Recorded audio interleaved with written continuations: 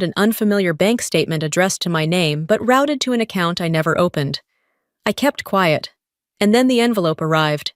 Heavy, embossed with my family's old crest. My name typed cleanly across the front. Inside, a civil complaint. Mariana Cross vs. Mariana Cross. Alleging undue influence, emotional manipulation, financial misconduct. I read it 3 times before I felt anything at all. By noon, the story hit local news. Decorated officer accused of exploiting elderly parents for personal gain. They used my sternest military ID photo, one where I looked more like a threat than a daughter. I stopped answering calls. Some were curious, others careful. A few from people who once saluted me, but now weren't sure what to believe. For the first time in my life, I felt like a ghost in my own skin. Not fallen, just erased. I'd fought foreign enemies. I'd tracked cyber threats across oceans, but nothing prepared me for being branded a villain by the people who used to send me birthday cards in active combat zones. Still, I didn't retaliate. I didn't hold a press conference or hire a PR team. In intelligence, you learn fast.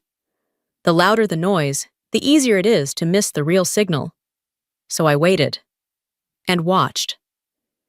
Because instinct told me this wasn't just a family power grab. It was something deeper, and I was going to find it. I didn't sleep much that week. Not because of fear, at least, not the kind that comes with headlines or lawsuits.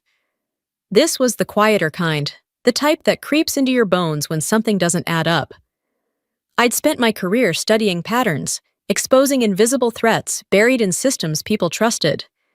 And now, those same instincts told me, Damien wasn't acting alone. He wasn't smart enough for this level of precision. So I started digging. Not publicly, not in court, but in the dark, quiet way I'd been trained. Between the lines, beneath the noise. It began with a single email, buried in the metadata of a financial notice forwarded to my parents' inbox. A transfer to a company called Veerstone Consulting. I'd never heard of it. A quick trace showed it was linked to another shell corporation in Delaware. Common, easy to overlook, but the routing numbers told a different story.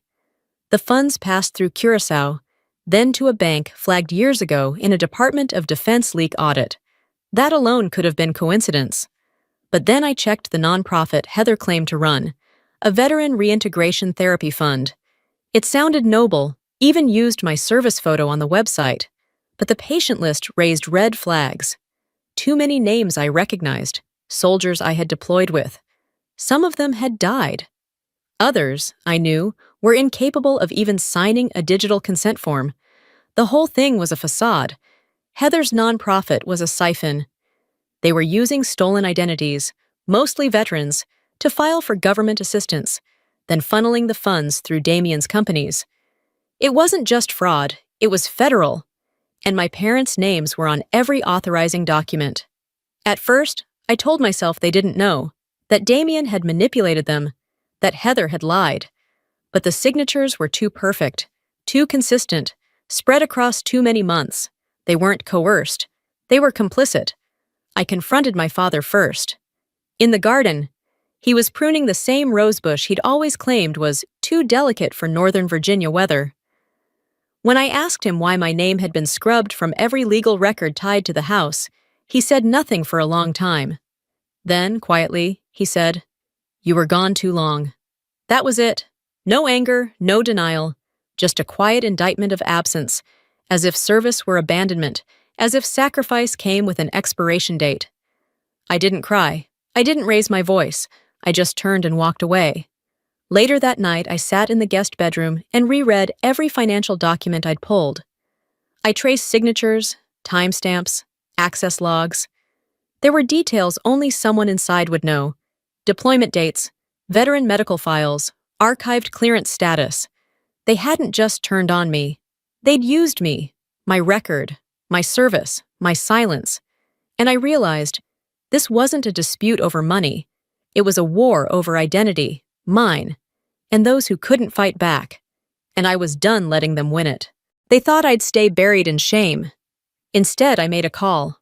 Her name was Lena Rourke, former NSA, now living off the grid in coastal Maine. We hadn't spoken in over 5 years. She picked up after one ring. "You calling about blood or betrayal?" she asked. I didn't smile. "Both," I replied. We met at a decommissioned ranger station 2 hours outside D.C. Neutral ground, no cell reception, no power grid, no watchful neighbors. Just the hiss of wind through brittle trees and the crunch of gravel under boots. I arrived first. Lena came next, carrying only a weathered backpack and a laptop older than her secrets. By dusk, the rest of the team had arrived. Mason Rivera, cyber forensic analyst, formerly with Pentagon Red Team. Clean cut, wired like caffeine itself, capable of tracing a stolen Bitcoin across 10 countries before lunch. Raj Patel, financial intelligence consultant, disgraced after exposing a money laundering ring inside a major defense contractor. Brilliant, precise, and far more dangerous than he looked. Wes Drummond, psych ops, gray zone specialist, once described as the guy you send in when you can't afford a single emotional mistake. Each of them had walked away from careers where loyalty was transactional, but each of them owed me something. Or maybe, more truthfully, they knew what it meant to be betrayed by your own. I laid out everything. Heather's therapy fund with falsified veteran profiles, Damien's shell companies used to launder grants, the connection to Darion Solutions, a foreign intelligence proxy. What started as a family land grab had become a spiderweb of identity theft, espionage, and national breach risk. Mason leaned back in his chair and exhaled. "They used your name," he said quietly. "Your service record, your deployment timing. That's how they authenticated half this data." "Yes," I said, "because no one questions a soldier who isn't home." They had filed claims during Windows when I was overseas, claims using my ID as a ghost trail, submitting mental health forms I never authorized, routing sensitive metadata through nonprofits they controlled, and in at least 3 cases, veterans I had personally deployed with were listed as patients under Heather's fund, except 2 of them had been killed in action years before. Raj traced a payment chain from one of Heather's foundations to an overseas account, Curaçao first, then Luxembourg, then quietly filtered into a consulting firm registered in Geneva. The name on the registry? Darion Solutions International. He turned the laptop toward me. "That's your link," he said. "That's espionage, Mariana." It wasn't just greed anymore. It was treason. For the next 7 days, we barely slept. We worked in rotating shifts, mapping financial nodes, decoding shell structures, and verifying access logs. Mason traced digital certificates used to spoof clearance renewal forms that could be used to gain access to restricted military systems. The full architecture of a quiet, deliberate data leak sat blinking on a screen in front of me. And at the center of it all, my name. They had built the entire system around my credibility. Heather's smile, Damien's silence, my parents' signatures. It all came rushing back like static turning into clarity. And I knew then, this wasn't about recovery. It was about surgical removal. Mason handed me the flash drive. "This is everything, time-stamped, verified, cross-checked against federal audit standards. It'll land like thunder."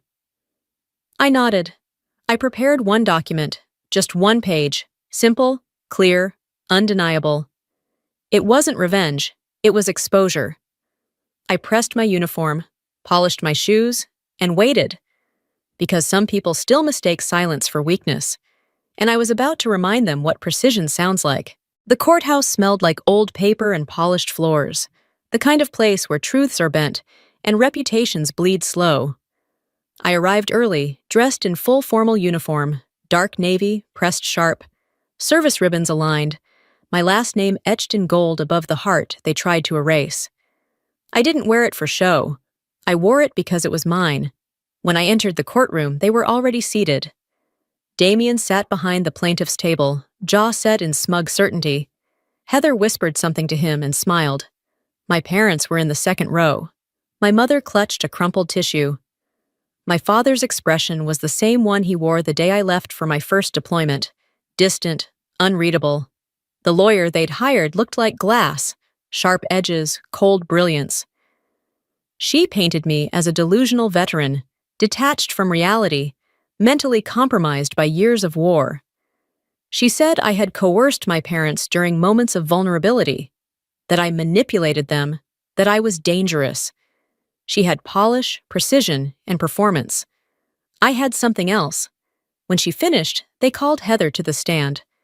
She spoke of deep concern, of how she'd tried to reach me, how she feared I was spiraling.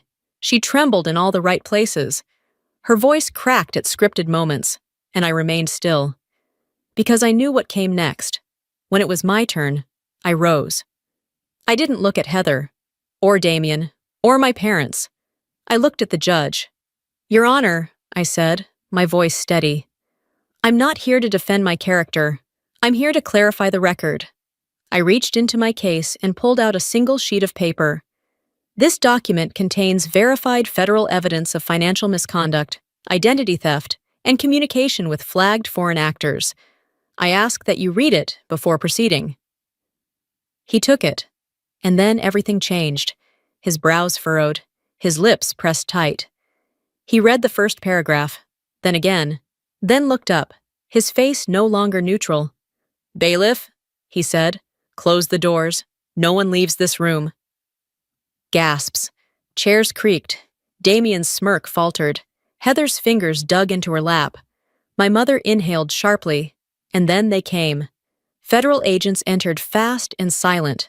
No raised voices, no drama. Just efficiency and consequence. Two approached Damien. One moved to Heather. A fourth handed the judge a folder and whispered something into his ear. He nodded slowly. The lead agent spoke, calm and firm.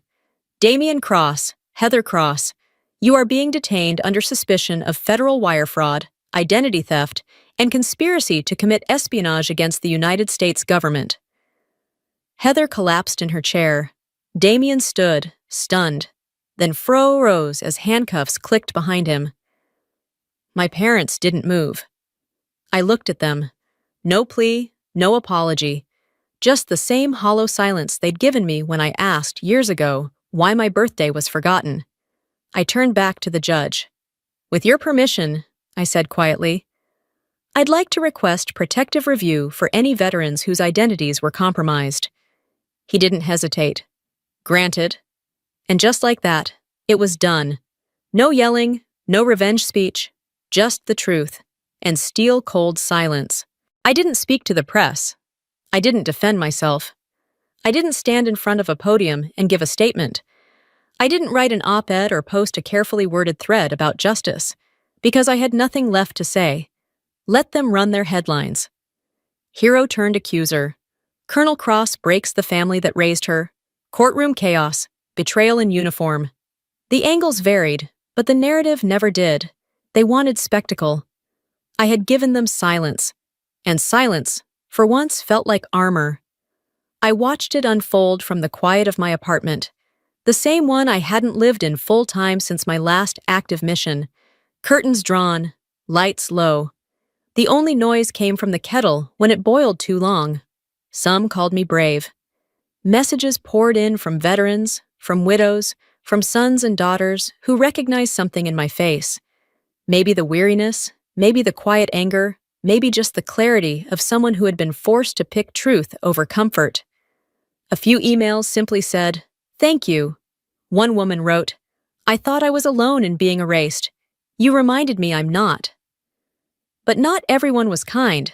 I was accused of destroying my family for money, for revenge, for pride. One late-night host called me a cautionary tale of ego in uniform. I didn't flinch. I'd been called worse in war zones.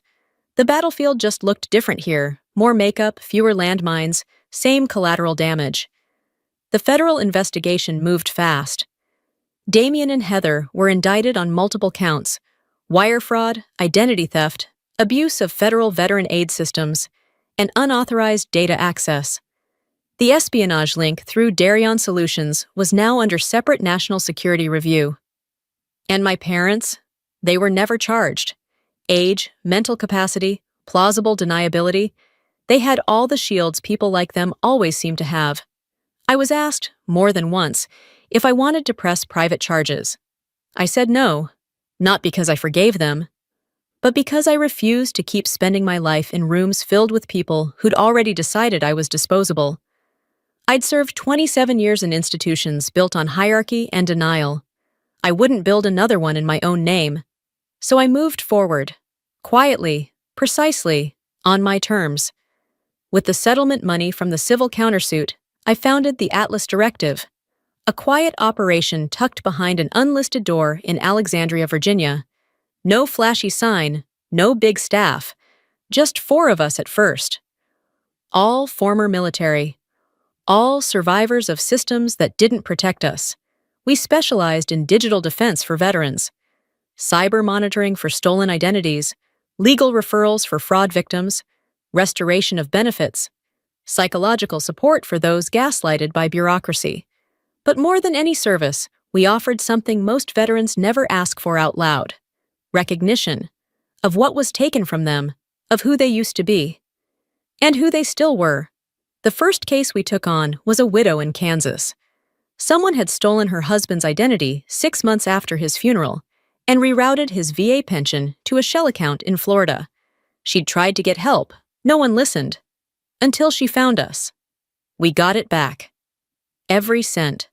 Her voice shook when she called. "I know it's just money," she said, "but it felt like someone erased him. You brought him back." I hung up and sat at my desk in the dark for a long time. Because what she said wasn't just